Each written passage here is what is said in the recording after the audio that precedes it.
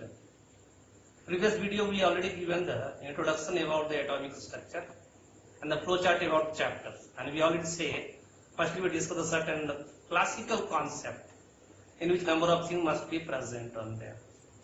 We discuss about the discovery of cathode ray briefly and given the idea about the property of cathode ray, and also say about the introduction of electrons by the J.J. Thomson. And we also say what the characteristics possessed by the cathode ray. These are the characteristics about the electron.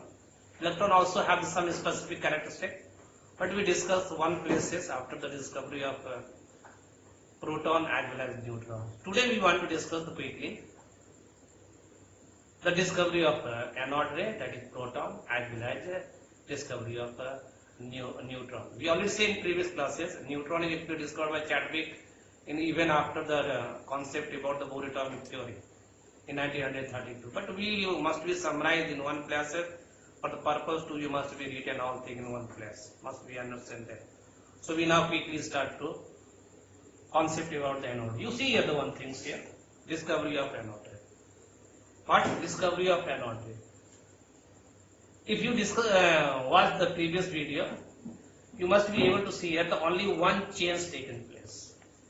We taken here these things called a perforated cathode. What? Perforated cathode.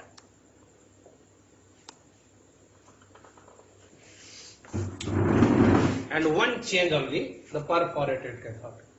And the same experiment must be arising. This experiment also done by the J.J. Thomson after the discovery of electrons.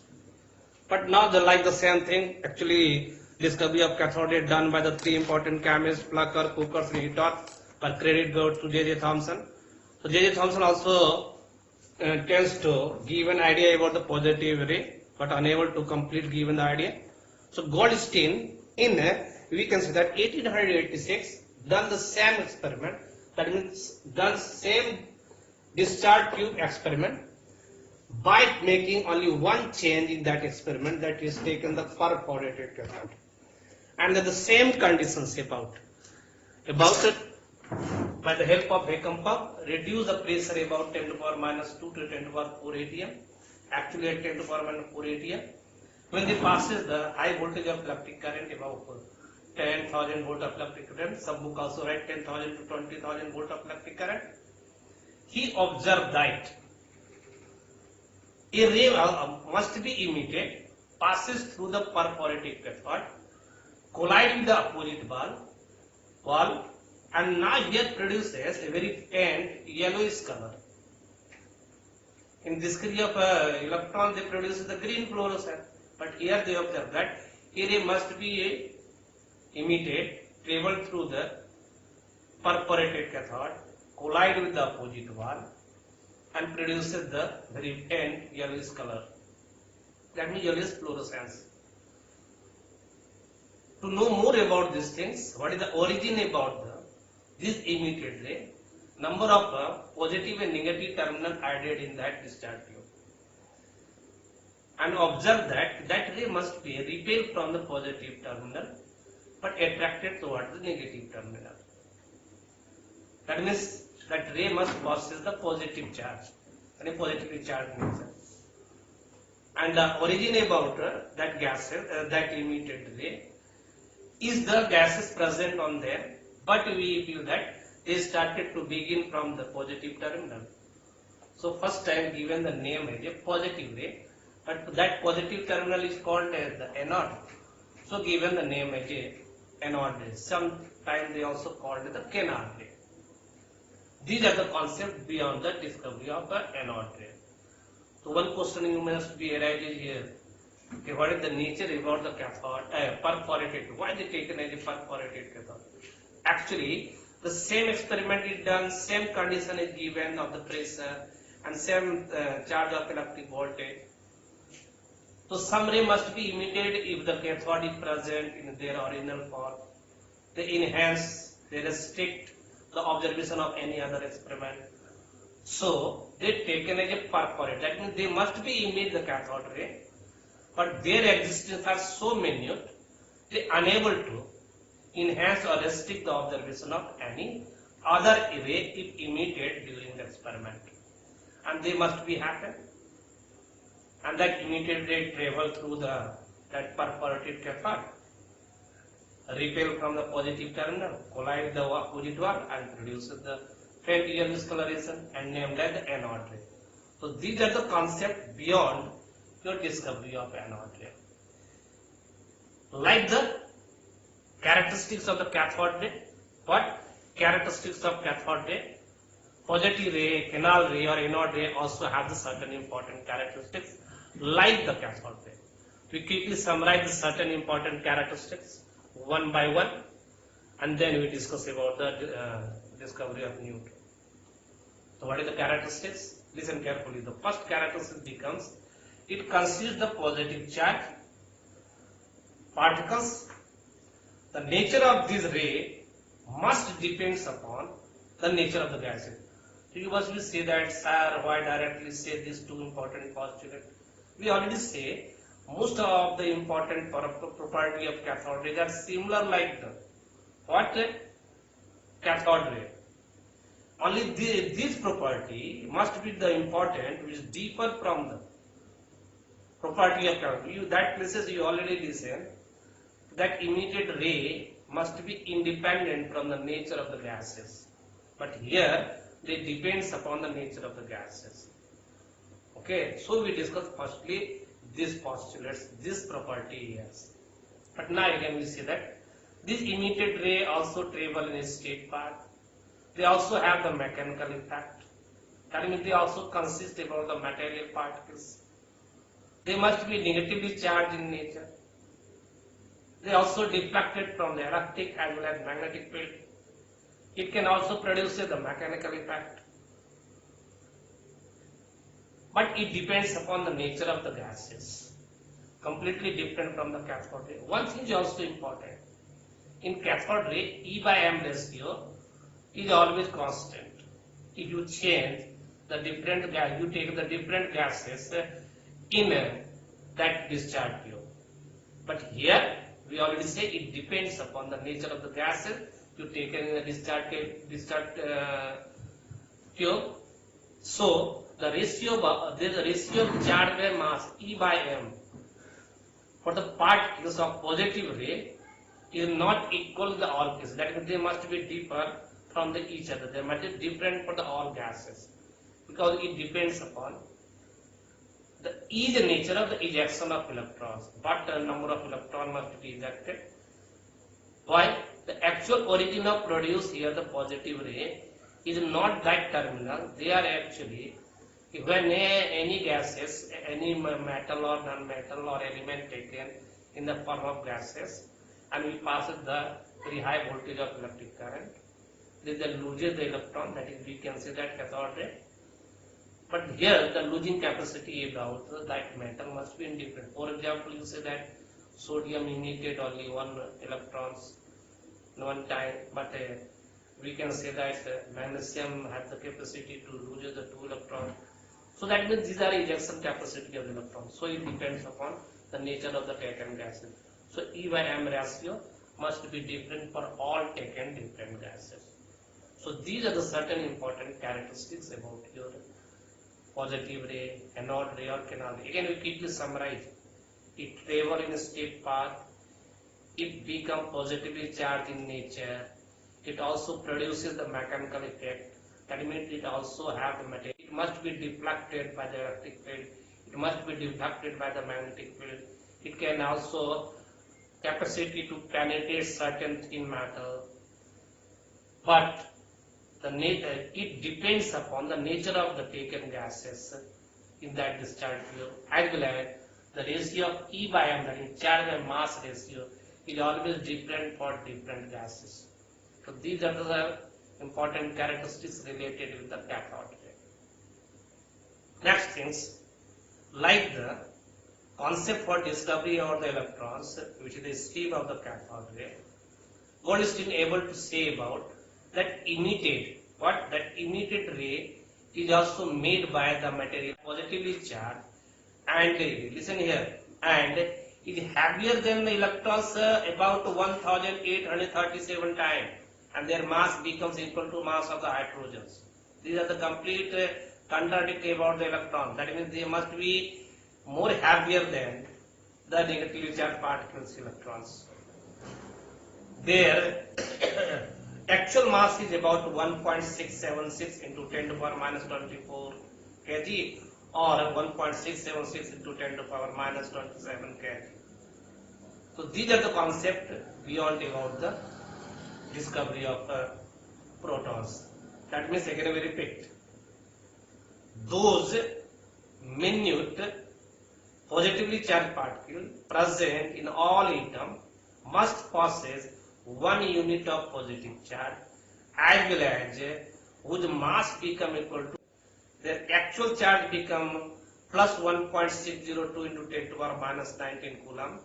Actual mass become 1.676 into 10 to the power minus 27 kg present in all atoms. So considered a fundamental particle given the name as a proton by the Gold states. Lastly again we repeat, those fundamental particles present in all atoms possess 1 unit of positive charge and whose mass become equal to mass of hydrogen atom is known as a proton, and their characteristics is also the similar like the characteristics of anode ray. Anode ray, yes. So these are the concepts beyond the discovery of what's up anode ray. After this discovery of electron and proton, one question must be arises. What? One question must be arises. What is the model of an atom? It can be explained by the help of Thomson-Plum-Pudding model. But here we doesn't discuss. We want to discovery of neutrons. They become very short, so we discuss here the quickly. So you listen carefully. This must be discovered in about 1932. But now you listen carefully. Actually, in 1932, James Chadwick, the James Chadwick discovers a new fundamental particle which is neutral in nature by bombarding. Listen here, by bombarding alpha particles, may be represented like He plus 2 charge, also represented 2,4 He. That means their atomic number become 2 and atomic mass become 4. That is alpha particles on the certain lighter metal like we can say that lithium, beryllium, and after the strike over that metal, he observed that a ray must be emitted from the inner structure of an atom, actually from the nucleus. That time nucleus must be discovered. Actually emitted from the nucleus, travel in a straight path, doesn't deflected even by introducing positive and negative terminal. That means undeflected. They also possess the material particles, and that material particle becomes neutral, but their mass becomes approx equal to the mass of protons. What? Mass of protons. Chadwick. That means Chadwick given that material particle named as a neutron. Again we repeat here, the last time. In 1932, Chadwick bombarded a radioactive particles, that is alpha particles, over the certain metals like beryllium, boron, etc., and observed that a ray must be emitted from the inner structure of an atom, especially from the nucleus, travel in a straight path, even by introducing the positive and negative terminal. It doesn't deflect it either towards the positive terminal or toward the negative terminal. That means they becomes unaffected. They also travel in a straight path. They also possess the material part. That means this ray also possess a stream of material particles, become neutral in nature, and during experiment you observe that their mass, that material particle mass become equal to mass of proton. Chadwick given the name of that material particle which be the cause of emission of this neutral ray during the bombardment of alpha particles as a neutrons. What? As a neutrons. That means their relative charge, their actual charge becomes 0, but their mass becomes equal to the mass of a proton. That means we can say that their mass is also equal to approximately like a proton. In another language, we can say they possess the actual mass is about 1.675 into 10 to the power minus 24 gram. In another language, we can say that 1.675 into 10 to the power minus 27 kg. So these are the concepts beyond about what we can say that discovery of neutrons. That means the discovery of three fundamental particles like electrons, like protons, or even we can say like the neutrons becomes completed. These are three fundamental particles. Again, we summarize the one things. If we discuss about the electrons, what? Their relative charge becomes minus 1 unit. Their actual charge becomes minus 1.602 into 10 to the power minus 19 coulomb. Their mass become equal to 1 by 1837 time of mass of hydrogen atom. But their actual charge is actual mass is 9.1 into 10 to the power minus 31 kg. These are three specific characteristics about the electrons. Similar like these things, we can say that in the case of protons, their relative charge becomes 1 unit of positive charge. Their actual charge becomes like the electrons, but the sign must be opposite, like plus 1.602 into 10 to the power minus 19 coulomb. Their relative mass becomes equal to mass of hydrogen atom, but their actual mass become equal to, we already say, 1.676 into 10 to the power minus 27 kg. As a last, we can say that in a case of neutron, their relative charge as well as actual charge becomes 0.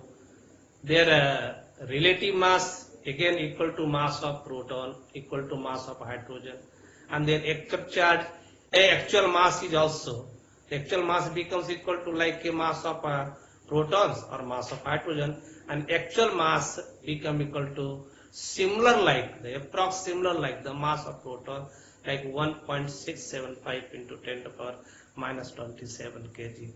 So okay student, these are the complete concept about the three fundamental particles. In this video we mainly discuss about the discovery of anode ray, characteristics of anode ray, as well as discovery of neutrons. Discovery of electrons given the credit like a J.J. Thomson, discovery of proton credit taken by the Goldstein, and discovery of neutron related with the Chadwick. So okay student, now we stop the video today. That means this lecture today with another video in which we discuss about the Thomson-Plum-Pudding model. What? Thomson-Plum-Pudding model. Till goodbye and thanks. And again lastly we request you must subscribe our YouTube channel. That means you must be the notifications when another video must be uploaded on there. Thanks.